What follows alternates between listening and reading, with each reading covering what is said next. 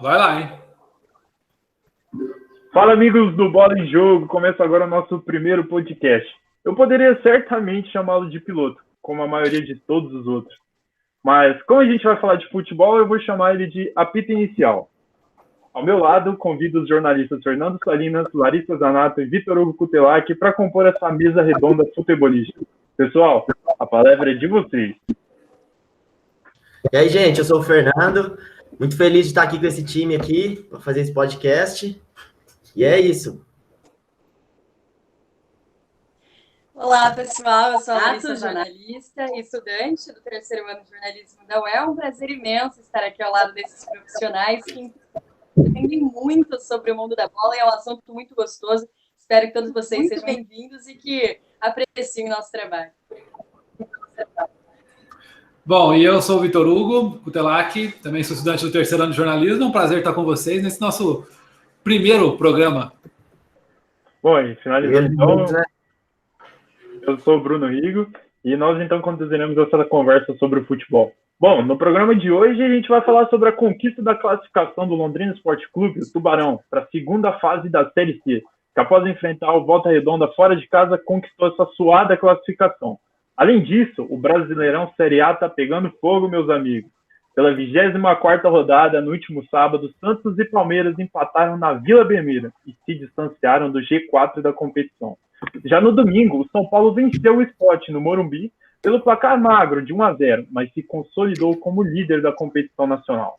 Já o Flamengo engrenou o terceiro jogo sem perder no campeonato, após vencer o Clássico contra o Botafogo fora de casa. O Inter e o América Mineiro empataram em Minas e vem o tricolor paulista se isolar na ponta da tabela. Tudo isso e muito mais você vai ver aqui hoje, no Bola em Jogo. E vamos ao primeiro assunto. O Tubarão vem embalado para a segunda fase da Série C, hein, Larissa? Vem muito embalado no sábado, a partida que teve início às 19 horas lá no Uso Brasileiro, no Rio de Janeiro. Londrina conquistou a classificação para a segunda fase da Série C. E eu acho que agora começa o campeonato para o Londrina, realmente, que agora que os times, diante de um quadrangular, vão buscar o acesso para a Série B do Campeonato Brasileiro. Mas, olha, o técnico alemão e também os jogadores lamentaram um pouco, porque o Londrina passou no sufoco. A gente dependeu de resultados, porque estava naquele negócio. Se o Londrina ganhasse, a gente já estaria classificado. Agora, em caso de empate, o que aconteceu, o empate em 2-2, e em caso de derrota, a gente ia ter que depender de outros resultados. Daí foi então que a gente dependeu dos resultados do Grupo B da Série C do Campeonato Brasileiro, né, que o Tombense empatou em 1-1 contra o Boa Esporte em Tombos, e esse foi o resultado que manteve a gente na Série C. Então foi um sufoco até acabar a partida em Tombos. O torcedor alviceleste sabe muito bem o que passou. Mas a gente está na próxima fase, agora é pensar positivo e tentar ganhar fora de casa, porque o técnico alemão ficou de bronca, porque o Londrina ainda na Série C não conquistou nenhuma vitória fora de casa. Por mais que a gente tenha um aproveitamento bom dentro de casa, 53,7%, mais do que a metade, a gente tem um aproveitamento bom em casa. Foram 5 vitórias, deixa eu conferir aqui. O Londrina, na Série C, foram 8 vitórias, 5 empates e 5 derrotas. Então está um pouco equilibrado, mas tem que melhorar, e é justamente isso que o técnico alemão vai falar agora com a gente. Bom, o que é interessante, né, dessa Série C desse ano é que os outros anos que o Londrina jogou a Série C, ele classificava nessa fase de grupos e já enfrentava um adversário que daria vaga à Série B. Esse ano é diferente. Esse ano agora tem um quadrangular, né? Então vai ser mais complicado. Vai ter o Remo e o Paysandu, que são 2 times do norte, são com viagens longas, né? E a data não tão perto, né? Então vai ter jogo aqui, quarta, domingo, e também o Ipiranga, né? Do Rio Grande do Sul. Então, agora tem que estar entre os 2 melhores desse grupo para conseguir a vaga na Série B do ano que vem. Vitor, só acrescentando, eu acho importante a gente ressaltar que, como visitante, o Londrina tem o pior desempenho da Série C com apenas 2 vitórias. Quer dizer, com nenhuma vitória, certo, Larissa? Se não estiver enganado. Eu acho que, complementando... Não vai subir. Exatamente, complementando o que você falou sobre essas viagens longas, acho que o ponto principal do Londrina não conseguir ganhar são essas questões das viagens longas. A equipe é muito limitada e essas viagens cansam muitos jogadores. Cansa demais os jogadores, até porque a gente está com um problema. O Malucelli contratou muito meia, muito volante. Hoje o Londrina tem o Marcel, tem Bidia, tem Matheus Bianchi, tem Adenilson, tem Escobar, tem Celcinho. É muita gente no meio-campo e na zaga fica devendo. Porque no meio-campo você até consegue fazer uma variedade, escalar outros jogadores. O Matheus Bianchi voltou agora, ele estava recuperado de Covid-19, está ali no meio-campo fazendo companhia para o Escobar e para o Adenilson. Então tem opção. Se o Adenilson está cansado, poxa, tem o Marcel, tem o Bidia para colocar. Agora na zaga, por exemplo, destaque aí para o zagueiro Jefferson, que foi autor do primeiro gol do Londrina no sábado, mas, poxa, Londrina hoje, quem que o Londrina tem de zagueiro? Tem só o Jefferson e o Marcondes. Então não tem ali um rodízio para você estar fazendo. E essas viagens são muito desgastantes. O Londrina vai enfrentar o Remo agora no sábado, às 17 horas, pelo quadrangular, mas depois enfrenta o Paysandu, que é longe também, o Ipiranga de Erechim,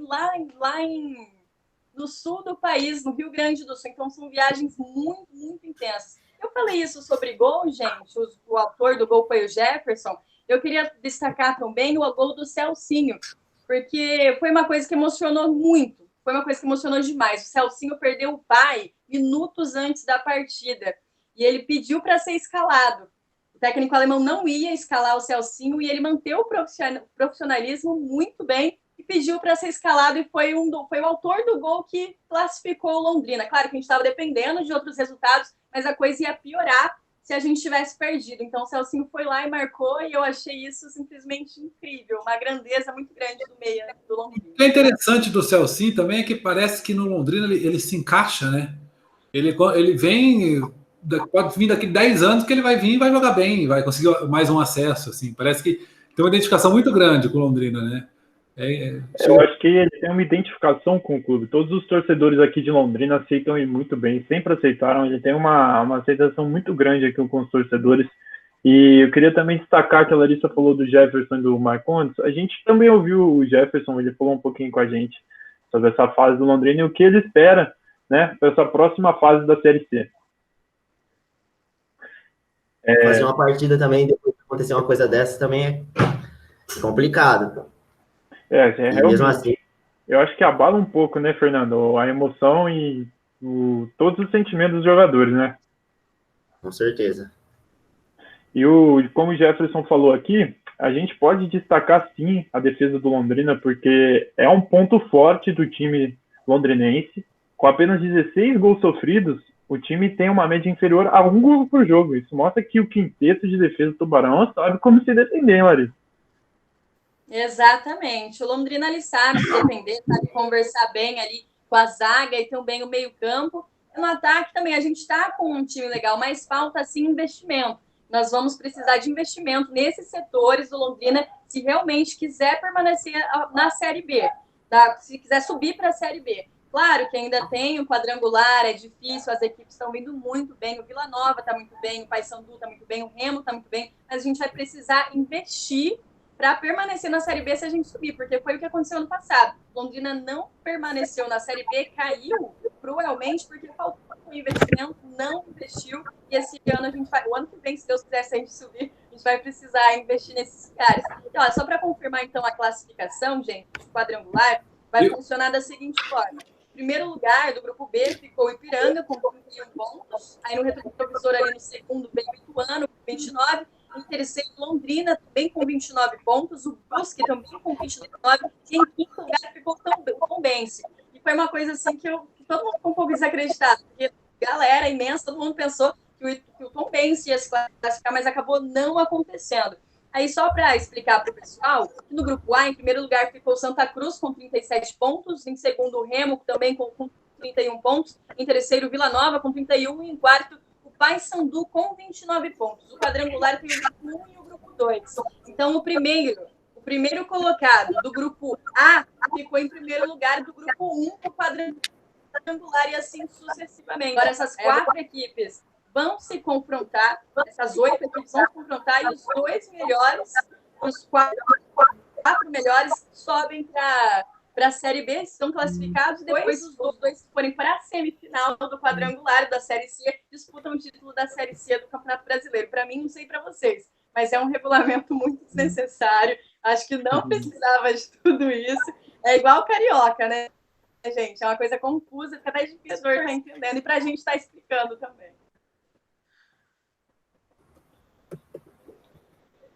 Bom, eu queria fazer um destaque aqui, Larissa. Acho que a gente tem um campeão da Libertadores no nosso elenco, né? Então eu queria destacar o Leandro Donizete. Eu acredito que nessa fase eliminatória, principalmente decisiva para o Tubarão, ele possa acrescentar muita maturidade e espírito vencedor ao time, sabe? Eu creio que seja um grande trunfo que o Londrina tem. Porque nem todas as equipes da Série C têm a possibilidade de contar com um jogador que já ganhou a América, já conquistou a América. Então, eu creio que o Donizete vai ser o diferencial agora nessa fase eliminatória. Com certeza. E o próximo Traz jogo... aquela... Pode falar. Desculpa, Fernando. Pode falar. Traz aquele diferencial, né? Porque você atuar ao lado de um jogador, assim, que vem de uma história tão enriquecedora, tão boa, tão grande, até incentiva você, né? E hoje o Leandro Donizete ali, porque hoje o Londrina está com um time muito novo. Então, você ter um cara ali de responsa, que chama a responsabilidade, que tem esse histórico, move os jogadores que estão ali perto. Porque hoje o Londrina tem jogadores muito novos. E eu acho que era o que o Germano fazia quando estava no elenco. Quando era o capitão, ele chamava a responsabilidade para si e os jogadores acabavam jogando também inspirados pela responsabilidade que o Germano fazia. E eu acho que é isso que o Leandro Donizete está fazendo hoje no Londrina. E lembrando que o próximo jogo do Tubarão é sábado, 5 horas, contra o Remo, em casa. Em casa que o Londrina tem um retrospecto impressionante, viu? Londrina é o melhor mandante da competição e eu acredito muito que o Tubarão consiga arrancar esses 3 pontos em casa. Vitor, o que você acha que vai acontecer nesse jogo de sábado? Eu acho que o Londrina tem que ganhar. Em casa, é o primeiro jogo, é a hora de ganhar. Se não começar por aí, aí vai ter que buscar jogo ponto fora, os outros times já vão estar na frente, então, e o emocional fica lá embaixo, né? Então, acho que sábado é fundamental para o acesso à vitória. Com certeza. Então, vamos agora falar do Brasileirão Série A. Queria acionar a nossa querida jornalista Larissa Zanata, que vai falar um pouquinho mais do que aconteceu do Clássico Paulista na Vila Belmiro no sábado. Larissa, é com você. Para mim foi o clássico, né? O jogo mais movimentado. Eu, particularmente, é o clássico que eu mais gosto. Santos e Palmeiras mexe comigo. E foi na Vila Belmiro, a partida que teve início às 4 horas, às 17 horas da tarde, às 17 horas às 5 horas da tarde, mais conhecido como 5 horas. Então, foi um jogo muito movimentado. Teve VAR em ação, teve apagão, teve muita chuva lá na Baixada Santista, que atrapalhou um pouco o jogo, porque a Vila Belmiro, quando chove muito, forma aquelas poças assim, d'água e a bola acaba não percorrendo muito o gramado. Mas, tirando isso, foi tudo bem. O Diego Pituca começou abrindo o placar e aí ficou 1-0 para o Santos. Só que o Palmeiras fez a virada com o William e também com o Rafael Veiga. Destaque para o Rafael Veiga, que vem atuando muito bem. O Palmeiras, inclusive, está com um time muito bem. Mas daí o Marinho deixou tudo igual, 2-2 na Vila Belmiro. Só que eu acho que eu quero chamar a atenção para o Santos Futebol Clube é que tá pecando demais nas saídas de bola. Parece que a zaga não tá conversando com o meio-campo. E aí, dentro de casa, a gente passou sufoco. Claro que o Palmeiras tá vindo bem e tal, beleza. Só que a gente passou um sufoco desnecessário se tivesse mais organização. Não sei se o Santos tá sentindo com a falta do Cuca, que ele se recuperou agora da Covid-19, mas também ainda não foi a campo por precaução médica. Eu não sei se essa falta do treinador faz falta, o treinador faz falta pro elenco que está em campo, mas eu senti isso no Santos, uma insegurança. Não atacava, ficava recuado, se defendeu mais, e é aquilo que eu falei.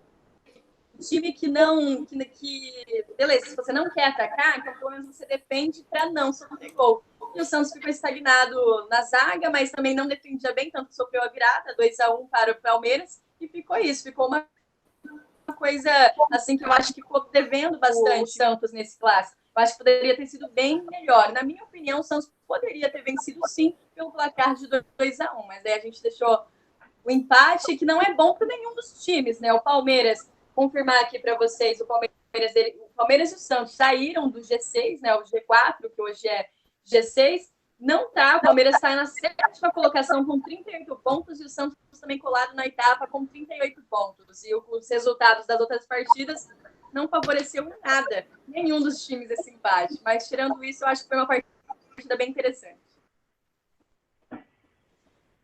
Acho que é importante a gente ressaltar também que o Santos termina o ano de 2020 sem conseguir nenhuma vitória nos clássicos paulistas. É um número bem difícil para a torcida santista. A gente sabe que uma torcida que está acostumada com tantas glórias tá difícil, hein, Vitor Hugo? Primeiro eu queria falar uma coisa. O time do Santos de primeira divisão, né, e um estado que não tem capacidade da chuva, né? Que isso? Chove e fica tudo molhado o gramado, Larissa? Fala para mim. Agora. Atrapalha bastante, né? Medidas precisam ser tomadas. A gente está jogando primeira divisão, né? O time está nas quartas de final da Libertadores. Que isso? Só que agora, eu acho o time do Santos um time muito, muito engraçado. Pelo lado positivo. Até porque o time do Santos tem jogadores que você pega a escalação assim, você fala, putz, não cai bem em times de primeira colocação, de tabela. Diego Pituca, por exemplo. Você fala, esse cara não joga, né? E no Santos ele joga muito bem. E esse time está na quartas de final de Libertadores.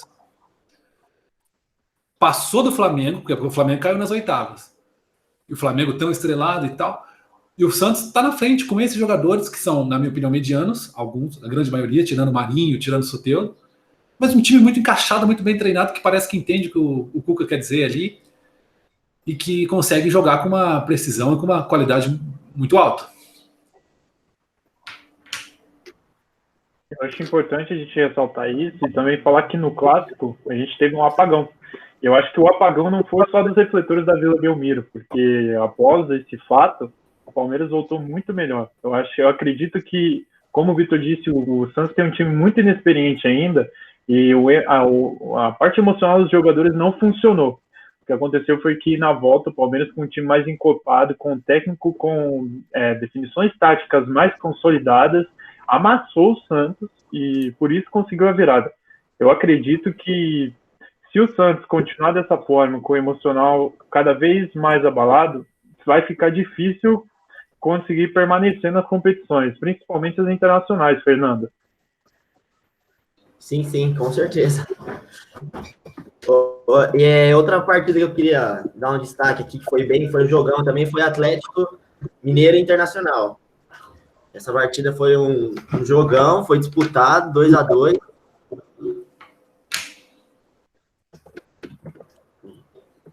Até acho que nesse jogo foi o jogo das tristezas, viu? Porque os torcedores desses dois times ficaram bem decepcionados, Vitor Hugo.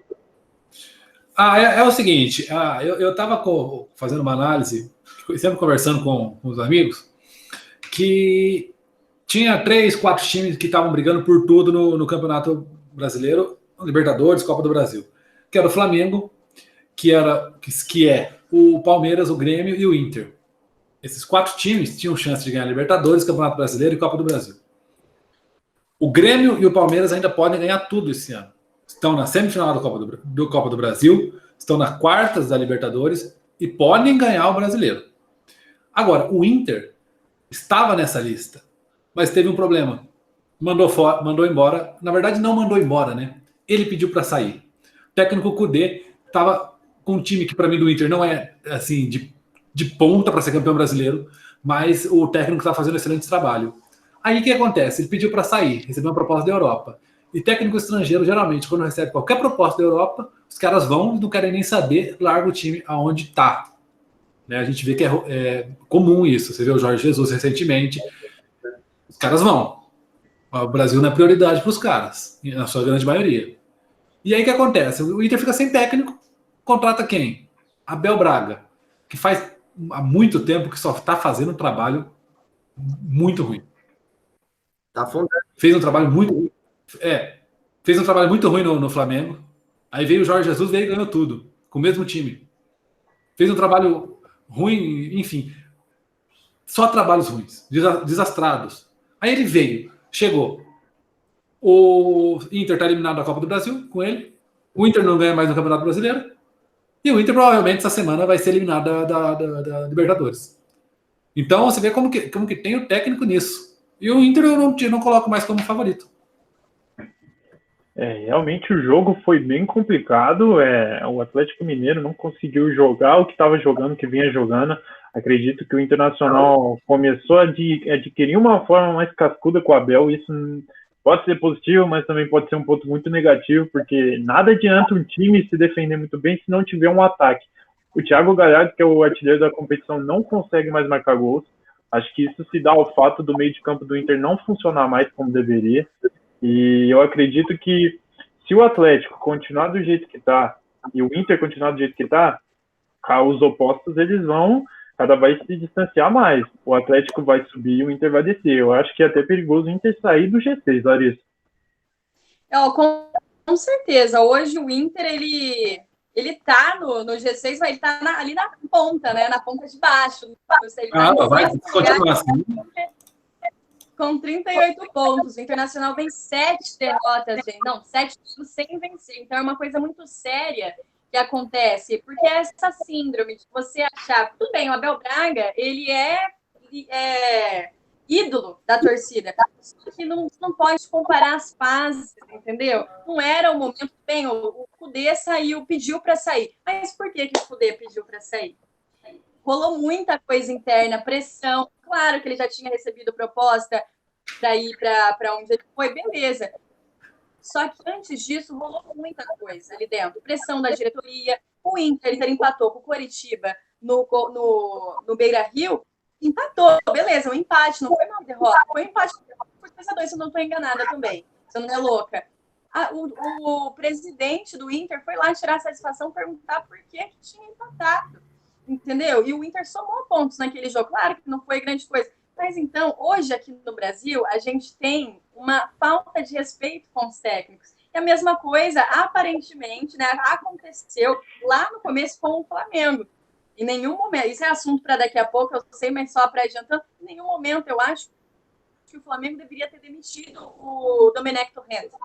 E é a mesma coisa no Inter. O Kudê não devia ter saído do Inter. Claro, é bom para o Kudê, mas é terrível para o Inter, porque a gente percebe reflexos disso hoje no Internacional. O Bruno falou, o Thiago Galhardo realmente não consegue mais fazer gol. Destaque, né, ontem para o Peglon, garoto que jogou em todas as bases das seleções. Beleza, ele está se destacando tudo bem, mas não vai substituir um Galhardo, não vai substituir esse ataque. Ele não está fazendo tanta diferença no ataque do Internacional. E esse resultado não foi bom, realmente. Não foi bom para nenhum dos dois. O Atlético Mineiro se distanciou do líder São Paulo. Agora o Atlético também. Para mim, o Atlético se distanciou e o Internacional está ali na ponta de baixo do G6. Então é muito preocupante essa questão porque dos técnicos hoje aqui no Brasil. O Atlético não tem nenhuma competição para disputar.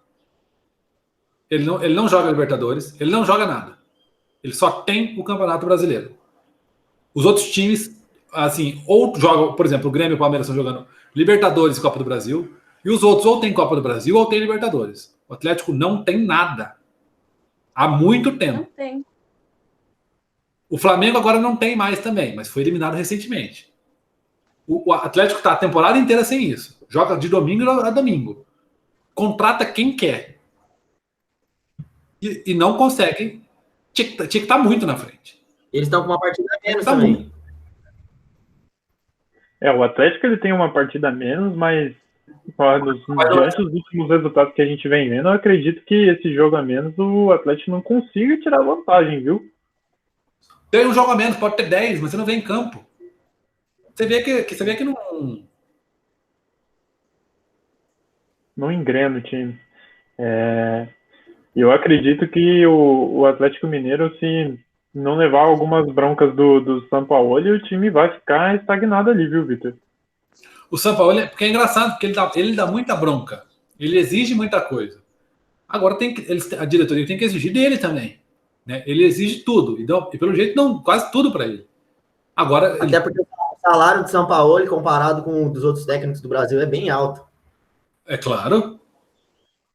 E ele não tá dando retorno, porque na minha opinião, não, ele tá em segundo colocado, mas assim, podia mais. Com certeza. Ele podia mais. E agora vamos falar que é uma coisa que está surpreendendo a todos os comentaristas, narradores, torcedores distribuídos aí nesse Brasilzão. O São Paulo Futebol Clube, após 2 anos sem saber o que é liderar alguma competição, se consolidou na liderança do Brasileirão no último domingo, vencendo o Sport 1-0 com gol marcado pelo camisa número 11, o Luciano, que foi considerado o melhor jogador de novembro pelos comentaristas e personagens do futebol brasileiro. E o São Paulo está com 44 pontos e vem embalado. Já são 16 jogos de invencibilidade, são 9 vitórias e 7 empates. E igualou a marca de 2007, quando o time era comandado pelo técnico Muricy Ramalho e conquistou o bicampeonato brasileiro. E tudo isso a gente tem que lembrar que o São Paulo tem um jogo a menos, que vai cumprir agora na quarta-feira, 9h30, no estado do Morumbi, contra o Botafogo. E alguns números para vocês que estão ouvindo a gente: o São Paulo tem a melhor defesa do campeonato, com apenas 20 gols sofridos e tem uma média de 0,87 por jogo. O segundo melhor ataque, com 38 gols, uma média de 1,65. E destaque a gente dá para o Luciano e para o Brenner, que juntos têm 19 gols. O Luciano com 12 e o Brenner com 7. É o segundo maior finalizador do campeonato, 348 chutes ao gol. O melhor visitante, com 12 jogos, 6 vitórias, 4 empates e 2 derrotas. E o melhor mandante do campeonato, são 11 jogos, 7 vitórias e 4 empates, nenhuma derrota. Vitor Hugo, que números são esses? Surpreendente. Né? A gente sabe que o São Paulo tem um time para brigar lá em cima. Mas para ser campeão brasileiro, realmente não esperava. Pelo menos quando começou o campeonato, você apostava em Flamengo, no Atlético Mineiro, que a gente acabou de falar, no Grêmio, talvez, mas no São Paulo, não. Só que hoje, eu acho o São Paulo favorito ao Campeonato Brasileiro.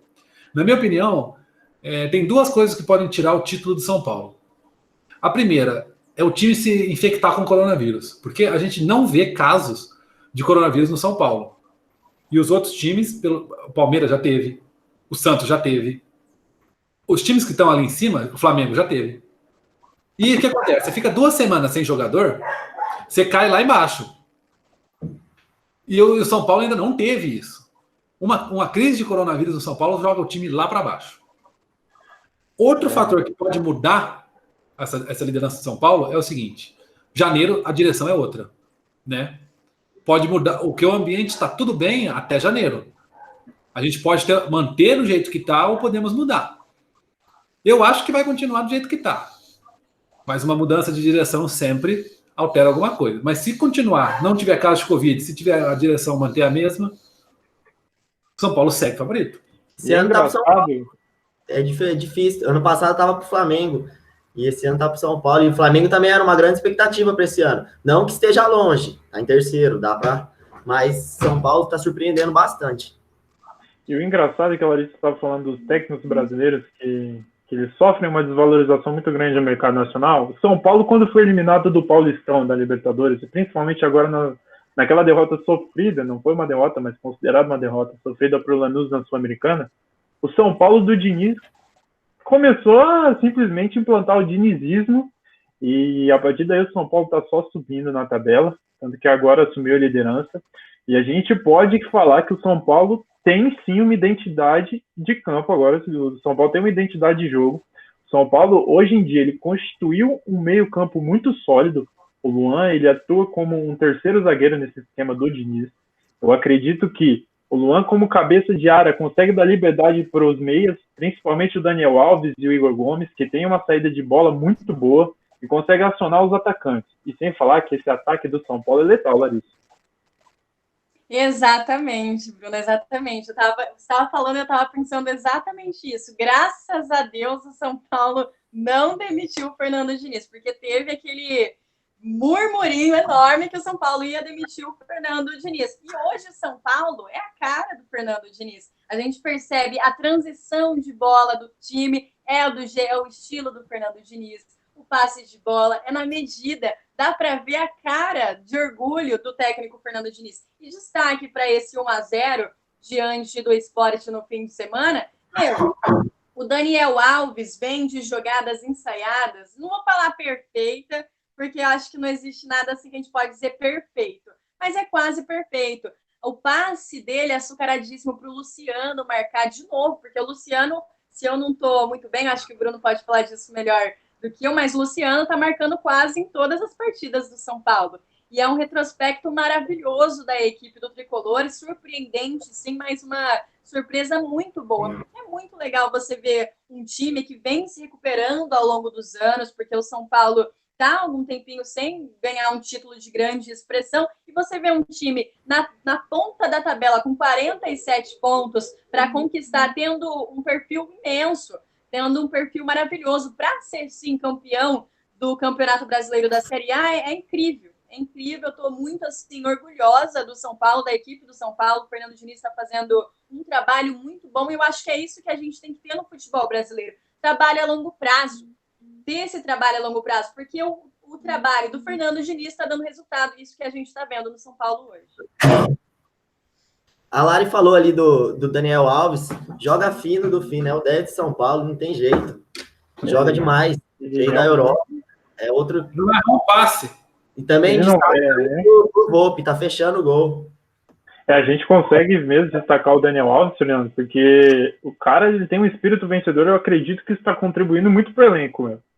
Influencia, porque antigamente você tinha Alexandre Pato no elenco, que o cara chegava, que não tava, se perdesse, você ganhava, não tá nem aí, isso influencia a molecada. Agora o cara, você vê o cara desse, você olha e fala, putz, o cara ganhou tudo, e tá aqui, ó, ralando. Ixi, o elenco também quer comer a bola. Mas o Thiago Volpe também tá jogando muito, porque tinha um Rogério Ceni, sempre teve o Rogério Ceni de exemplo, que sempre jogou muito. O Thiago Volpe tá fechando o gol. E, inclusive, citar o Rogério Ceni, como técnico, nunca ganhou de São Paulo. Nunca conseguiu ganhar de São Paulo. Eu acho que o São Paulo tá conseguindo se desvincular um pouco do Rogério Ceni. Era sempre aquele negócio, porque eu não gosto do Rogério, porque eu não sei o que era o Rogério, e o Rogério, ó, caiu fora. E o São Paulo tá conseguindo, finalmente, depois de anos, ter a vida dele sem o Rogério. E já que a gente está falando de desvinculação, articulação de títulos no São Paulo, eu tenho uma notícia quentíssima hoje. Eu tenho uma informação de que Muricy Ramalho se desvinculou da Globo e pode assumir um cargo de direção no no São Paulo Futebol Esporte Clube, Larissa.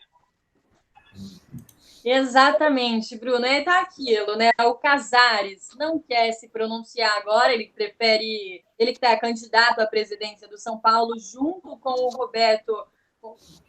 Meu Deus, me deu um branco agora, esqueci o nome do Roberto. Roberto Natel, perdão. Roberto Natel, ele está concorrendo à presidência junto com o Roberto Natel, exatamente, mas o Casares não prefere não se pronunciar até o momento sobre cargos. Agora, só que não, pelo que eu estou sabendo do que acontece hoje no São Paulo, o Casares praticamente já ganhou a eleição. E o Muricy já está dentro.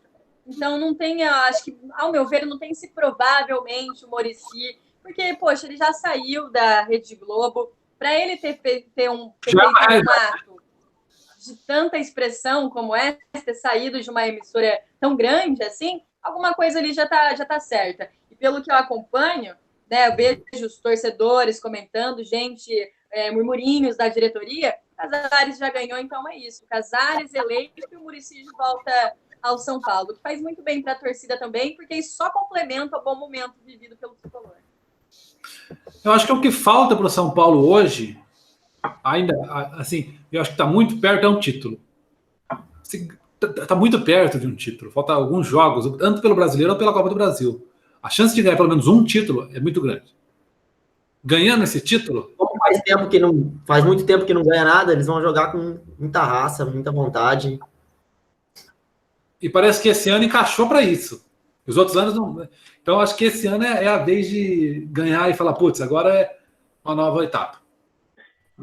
E como a gente estava falando de Rogério Ceni aqui, eu queria acionar então o repórter e jornalista Fernando Salinas, que vai falar um pouquinho do Flamengo. O que aconteceu com o Flamengo essa rodada, Fernando? Claro, cara, o Flamengo é o dilema que todo mundo esperava de 2020 e não está sendo nada do Flamengo de 2019. Depois que o Jesus saiu, começou a cair, aí veio o Domenech também, tomou a goleada, foi embora. Agora com o Rogério também não tá dando certo.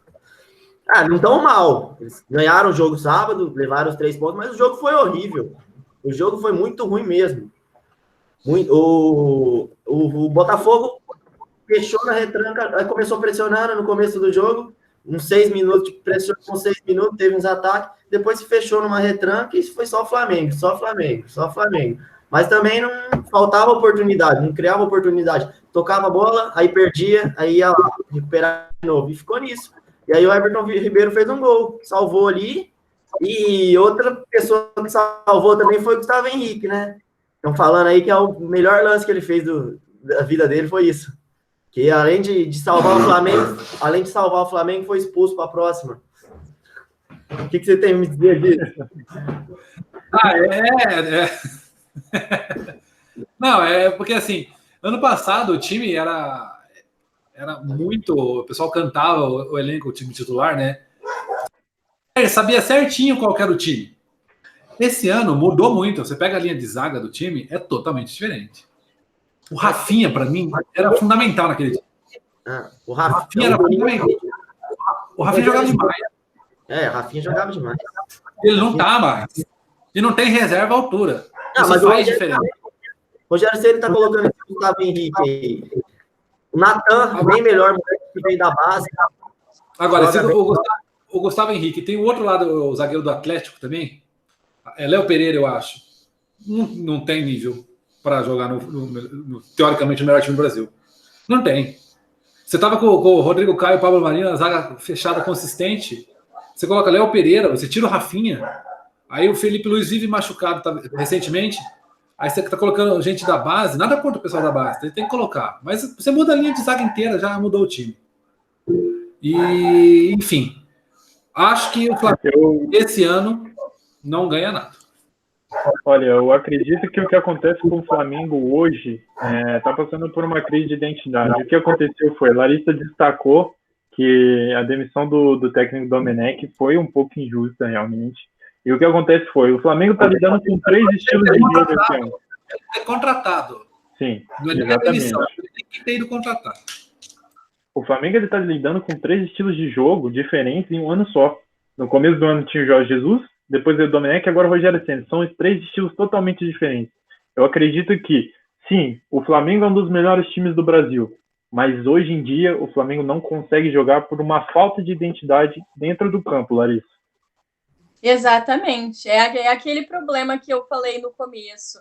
É a falta de trabalho a longo prazo. Você pega um técnico que vem da Europa, o Domenico Torrent, para continuar um trabalho de um gringo também, que é o Jorge Jesus. E você pensa que vai ser a mesma coisa. Só que não é a mesma coisa. Aí você demite o Domenico Torrent para vir o Rogério Ceni.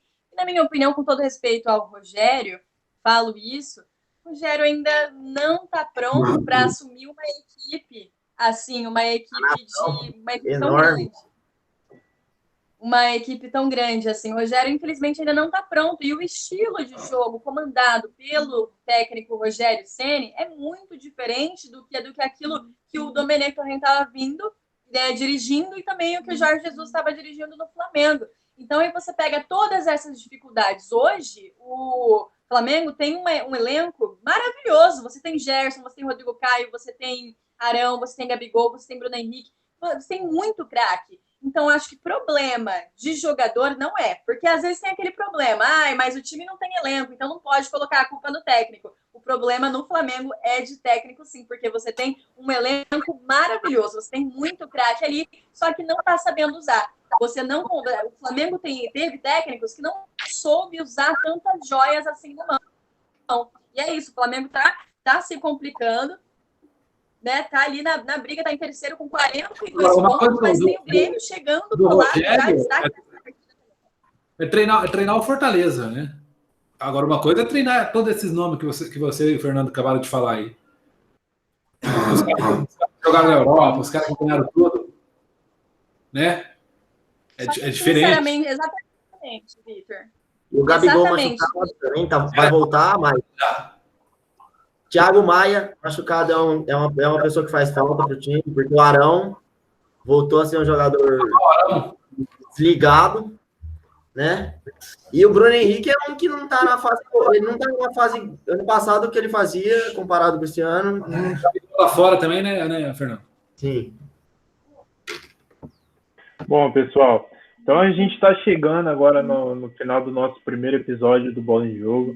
Eu queria agradecer e queria que meus companheiros fizessem um agradecimento a todos que nos ouviram, começando por você, Fernando Salinas.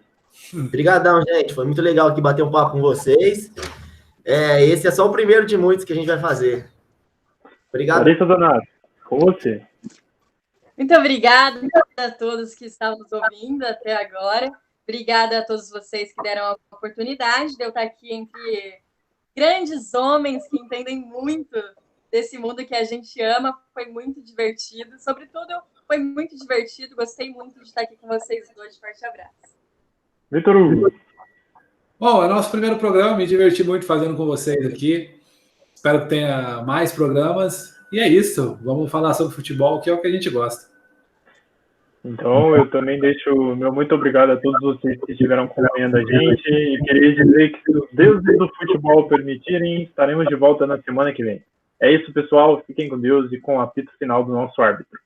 Valeu! Valeu, tchau!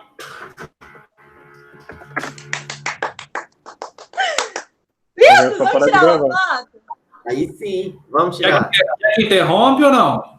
Não, pode interromper já. Não, porque depois é legal tirar uma foto gravando também, né? Não, mas se quiser.